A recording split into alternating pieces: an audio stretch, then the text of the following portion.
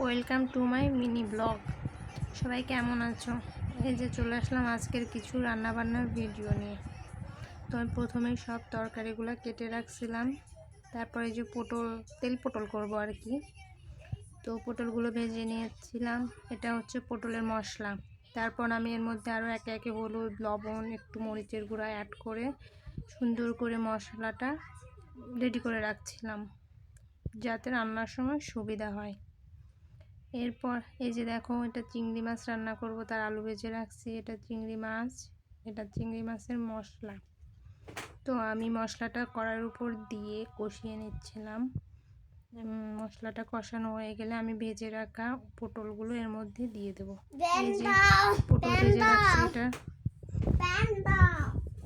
তারপর এই যে পটলগুলো দিয়ে একটু মশলাটা কষা করছিলাম। মশলাটা পটলের সাথে দিয়ে একটু কষিয়ে নিচ্ছিলাম। তারপরে এই দিয়ে আমার পটলের ফাইনাল লুক দেখো, দেখতে কতটা ইয়াম্মি হয়েছে। খেতেও কিন্তু খুব টেস্ট হবে আশা করি।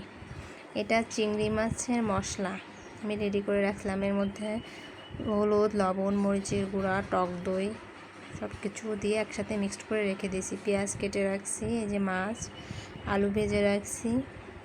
আমি এখন এই যে পেঁয়াজটা ভাজি করছি। পেঁয়াজটা ভাজতে ভাজতে হঠাৎ আমার মনে হলো আমি তো মাছটাই ভাজি করি নাই, কেমন ব্যাপার বলো তো। তারপর পেঁয়াজটা নামিয়ে রেখে আমি মাছগুলো ভাজি করে নিয়েছি। এরপর আবার পেঁয়াজটা দিয়ে একটু তেলের উপর দিয়ে নাড়াচাড়া করে আলুগুলো দিয়ে কিছু কাঁচামরিচ দিয়ে আমি কষিয়ে নিচ্ছি মশলা দিয়ে। একবারে সব কিছু দিয়ে সুন্দর করে কষিয়ে নিয়ে এই যে মাঝখানে মাছ ভেজে রাখছি, তার ভিডিওটা তোমাদেরকে দেখালাম। তারপর এই যে আস্তে আস্তে আমি মাছগুলোর মধ্যে দিয়ে সুন্দর করে কষিয়ে রান্না করে নামিয়ে নিয়েছি। এই যে আমার খাবারের ফাইনাল লুকগুলো তোমরা দেখো একটু। এই যে আজকে রান্না করছি চিংড়ি মাছ, ডাল, পটলের তেল পটল আর কি।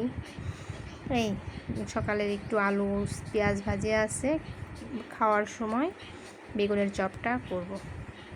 হাই।